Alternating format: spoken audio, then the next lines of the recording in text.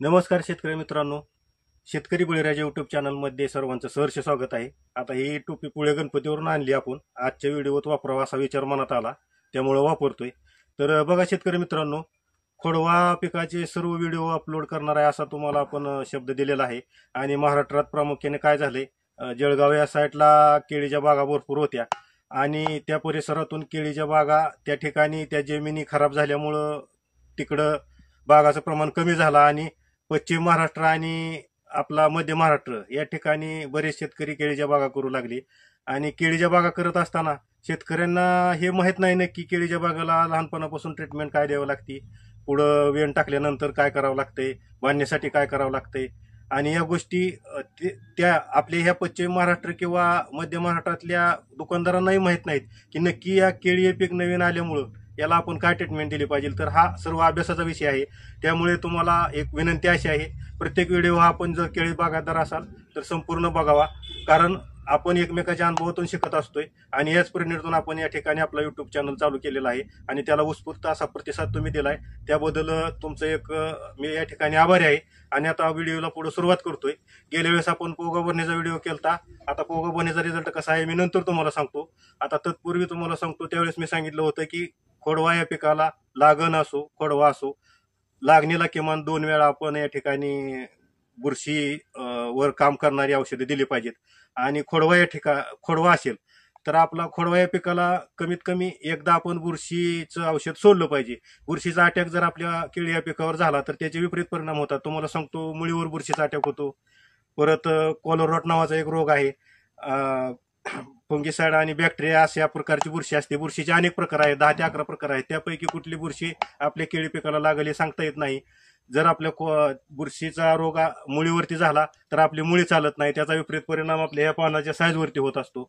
आणि जर या ठिकाणी कॉलरॉट नावाचा जर रोग आला तर त्याने आपला प्लॉट सुद्धा जाऊ शकतो. त्यावेळी आपल्याला असं कोणीही सांगत नाही की आपण ॲडव्हान्समध्ये बुरशीनाशक घ्यायला हवं होतं किंवा रोग आल्यानंतर कुठलं नक्की बुरशीनाशक वापरायला पाहिजेत हे कोणीही सांगत नाही. सुरुवातीला कमी रेंजची बुरशीनाशकं देतात, त्यानंतर थोडासा पुढचा डोस देतात. जसं माणसावरती उपचार करतात प्राथमिक स्टेजमध्ये, आजारी पडल्यानंतर आपण जातो दवाखान्यात, त्यावेळेस डॉक्टर असं सांगतात, त्याच पद्धतीने आपल्या पिकावर सुद्धा हे औषध विक्रेते उपचार करत असतात. तर या कुठल्याच प्रकारची रिस्क न घेता आपण या ठिकाणी आता कुठला डोस देणार आहे बुरशीचा ते तुम्हाला थोडक्यात सांगतो. आणि बुरशीचा डोस देत असताना आपण काळजी काय घेतली पाहिजे ते सांगतो. आता तत्पूर्वी मी काल काय केलं या ठिकाणी बुरशीचा डोस आज सकाळी दिलाय. रात्री जवळजवळ 10 तास मी या ठिकाणी हे बेड पूर्णपणे ओला करून घेतलेला आहे. पूर्ण बेड ओला झालाय माझा या ठिकाणी. आता तुम्ही बघू शकता, आता तुम्हाला कॅमेरात दिसतंय का नाही ते मला सांगता येत नाही.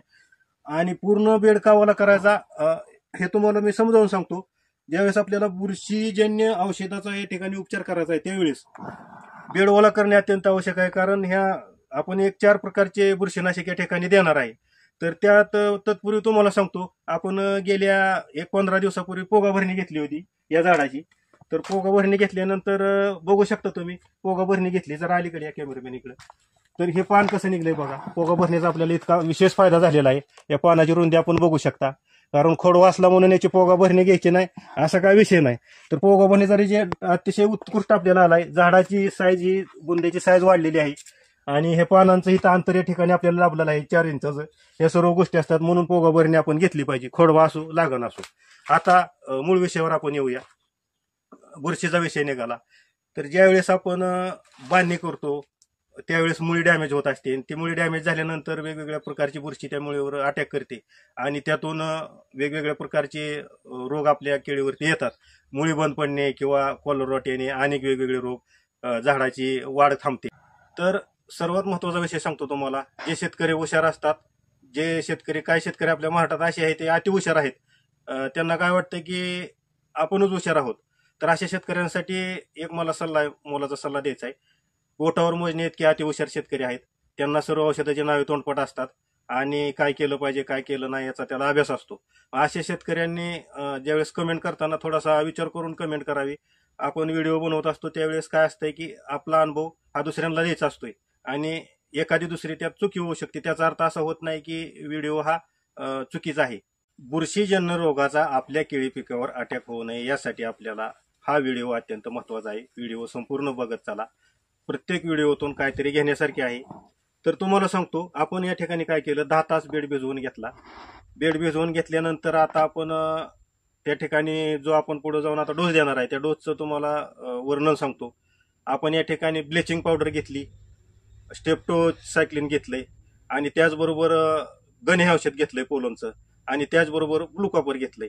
ही 4 औषधं काय घेतली, तर गेल्या वर्षी माझ्या प्लॉटला ज्यावेळी कॉलर रॉट आलता त्यावेळी ह्यातली काही औषधं मला प्रथमतः दुकानदारांनी दिली, आणि त्याच्या डोसचा परिणाम त्या कॉलर रॉटवरती तो कमी करण्यात झाला नाही. त्यामुळं ब्लिचिंग पावडर हा एक अभ्यासाचा विषय आहे. दुकानात ब्लिचिंग पावडर विकायला बंदी असल्यामुळं दुकानदार औषध विक्रेते त्या ठिकाणी ब्लिचिंग पावडर ठेवत नाहीत. तर ब्लिचिंग पावडर आपण बाहेरून उपलब्ध करायची. आता याचा विस्तृत व्हिडिओ मी त्या बॅरलच्या ठिकाणी औषध मिसळताना बनवतोय, तर व्हिडिओ तुम्ही पुढे संपूर्ण बघा. तत्पूर्वी तुम्हाला एक महत्वाचा विषय सांगतो. आपण कुठल्याही प्रकारची औषधं घेत असताना किंवा आपल्या केळीच्या प्लॉटला देत असताना प्रमाण नीट समजून घेतलं पाहिजे. आपल्या प्लॉटवर बुरशीजन्य रोगाचा अटॅक होऊ नये म्हणून यासाठी आपण हे प्रमाण जमिनीतून सोडणार आहे. आणि लागण असो खोडवा असो, आपण हे प्रमाण किमान लागणीसाठी 2 वेळा आणि खोडव्यासाठी किमान 1 वेळा सोडलं पाहिजे. शेतकरी मित्रांनो, कुठलंही प्रमाण आणि कुठलाही डोस आपण ज्यावेळेस देतो, जमिनीतून असो अथवा वरून असो, प्रमाण समजून घेणं अत्यंत आवश्यक आहे. आपल्याला बुरशीवर नियंत्रण करणारे प्रोडक्ट या ठिकाणी वापरायचे आहेत, आणि हे अत्यंत प्रभावी बुरशीवर काम करणारे 4ही प्रोडक्ट आहेत.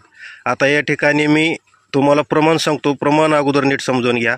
हे प्रमाण 200 लिटरसाठी आहे. 200 लिटरसाठी मी काय प्रमाण वापरणार आहे ते सुरुवातीला तुम्हाला सांगतो. या ठिकाणी आता या बादलीत ब्लिचिंग पावडर आहे, 2 नंबरला या ठिकाणी ब्लू कॉपर आहे, आणि 3 नंबरला गन पोलनचं गन म्हणून हे औषध आहे, आणि 4 नंबरला स्टेप्टोसायक्लिन आहेत. 200 लिटर पाणी प्रति एकरी आपण सोडणार आहोत, आणि त्यासाठी ब्लिचिंग पावडर 2 किलो घेणार आहोत, ब्लू कॉपर 1 किलो वापरणार आहोत, गन 1 लिटर वापरणार आहोत, आणि स्टेप्टोच्या 5 पुड्या एकरी वापरणार आहोत. तर हे असं एकंदरीत प्रमाण आहे. आता हे ब्लिचिंग पावडर मी एक 5-6 तासापूर्वी भिजू घातलेली, हे अशा पद्धतीने त्याचं मिश्रण झालं आहे. तर या सर्व गोष्टी अशा व्यवस्थित अगदी समजून घेतल्या पाहिजेत. ब्लिचिंग पावडर आपल्याला बाहेरून उपलब्ध करावं लागते, कारण ते खतं बियाणं किंवा औषधाच्या दुकानात मिळत नाही, हार्डवेअरमध्ये विशेषतः मिळते. आता ब्लू कॉपर आपण बघू शकता, हे अशा पद्धतीनं ब्लू कॉपर आहे. ब्लू कॉपरचं काय काम आहे, तर जमिनीत आपल्याला कॉलर रॉट असेल, वेगवेगळे बुरशीजन्य रोग असतात, आणि विशेष करून जमिनीतून कुठल्याही बुरशीचा आपल्या केळीच्या मुळीवरती अटॅक होऊ नये.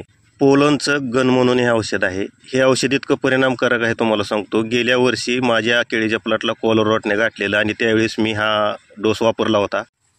अभ्यास करून हे 4 प्रोडक्ट त्या ठिकाणी वापरले होते. आता हे स्टेप्टोसायक्लिन आहे, हे ट्रॉपिकल ॲग्रोच्या माझ्याकडं पुढे आहेत, तर आपण वापरू शकता. आपल्याला ज्या मिळतील त्या पुढ्या वापरू शकता. हे पण बुरशीवरती काम करतं आहे. असे हे 4 प्रकारचे औषधं मी या ठिकाणी आता वापरतोय. आता मी 4ही प्रोडक्ट ॲडव्हान्समध्ये या ठिकाणी खोडव्यासाठी वापरणार आहे. आता माझा साधारण 3 महिन्याचा खोडवा आहे. तर गेल्या वर्षी काय झालं होतं मित्रांनो, माझी बाग 4 महिने अत्यंत चांगल्या पद्धतीने मी त्या ठिकाणी आणलेली, आणि 4 महिन्यानंतर टेम्परेचर वाढलं. टेम्परेचर वाढल्यानंतर मी एकरी 10 डंपिंग शेणखत टाकलेलं होता, आणि त्याचं 3 महिन्यानंतर पेस्ट तयार व्हायला सुरुवात झाली. शेणखताचं 3 महिन्याने कर्ब तयार व्हायला सुरुवात होत असते.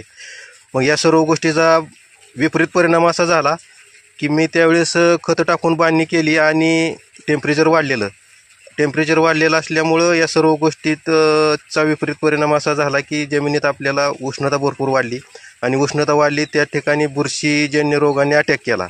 आणि बुरशीजन्य रोगाने अटॅक केल्यामुळं काही केल्या माझं तो बुरशी लागलेले थांबत नव्हते. त्या ठिकाणी त्याचं रूपांतर कॉलर रॉटमध्ये झालं, आणि एकदम चांगला असलेला प्लॉट कॉलर रॉटनं माझा वाया गेला. जवळजवळ 1000 झाडं जाईपर्यंत मला तो रोग थांबवता आला नाही. वेगवेगळ्या प्रकारचे मी त्या ठिकाणी प्रयोग केले. पहिल्यांदा ब्लू कॉपर सोडलं, त्याच्याबरोबर आणि काय थोडंसं इतर सोडलं. पण ज्यावेळेस मी यावरती परिपूर्ण अभ्यास करून ही 4 प्रोडक्ट या ठिकाणी आणली, त्यामध्ये bleaching powder, blue copper, gun आणि स्टेप्टो असं या 4हीचं प्रमाण एकरी मी सांगतोय प्रति झाडाला 2 लिटरनं बुडात ओतलं, त्यावेळेस माझा तो कॉलर रॉट थांबला. आणि मग त्या ठिकाणी अशा पद्धतीने मी बुरशीजन्य रोग घालवले. तो बॅक्टेरिया नावाचा रोग आहे.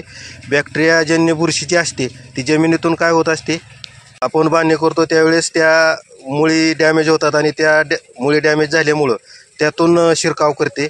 बघू शकता हे गन आहे, हे ब्लू कॉपर आहे. ब्लू कॉपर आता आपण ओततो या ठिकाणी. बघू शकता आपलं औषध मिश्रण करत असताना या सर्व बारीक सारीक गोष्टी नीट लक्षात घेऊन आपण हे काम करायला पाहिजेत. ह्या स्टेप 2च्या पुढ्याचं लय अवघड असतंय. बघा ही ग्रॅमवर औषध मिळतं, ही बघा किती निघतंय. ही लय थोडं निघत असतं या पुढीतून.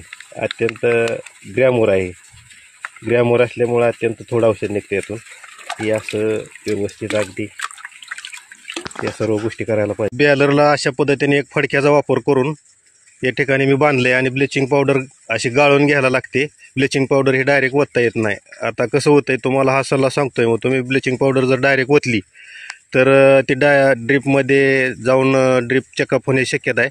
त्यामुळे आपली ब्लिचिंग पावडर तेवढी गाळून घ्यावी. चारही औषधाचा ज्यावेळेस मिलन होतं त्यावेळेस अशा पद्धतीचं हे द्रावण तयार झालेलं आहे. प्रति एकर 200 लिटरचं प्रमाण आपल्याला सोडायचं आहे. तर हे प्रमाण आता आपण थोड्याच वेळात सोडतोय ड्रीपमधून. तर बघा शेतकरी मित्रांनो, आजच्या व्हिडिओत आपण संपूर्ण माहिती तुम्हाला बुरशीजन्य रोगावर कुठला उपाय करायचा आणि प्रतिबंध त्याचा कसा करायचा हे विस्तृत आपण व्हिडिओमध्ये सांगितलेलं आहे. तर आपण बुरशीजन्य ज्यावेळेस रोग आपल्या केळी बागेवरती अटॅक करतात त्यावेळेस ॲडव्हान्समध्ये पण हा डोस घेऊ शकता.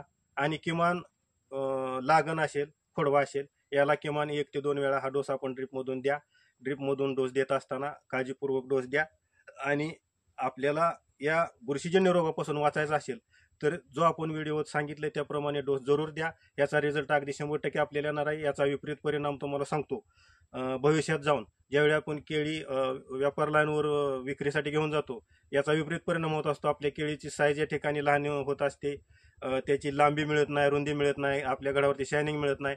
यासाठी आपण पूर्वीपासूनच आपल्या केळी बागेवरती चांगले उपचार घेतले पाहिजेत. आजच्या व्हिडिओत मी अत्यंत महत्त्वाची माहिती तुमच्यासमोर मांडलेली आहे. व्हिडिओ कसा वाटला ते कमेंट करून सांगा आणि लाईक करा, शेअर करा. तत्पूर्वी मी तुमची रजा घेतो. धन्यवाद, नमस्कार.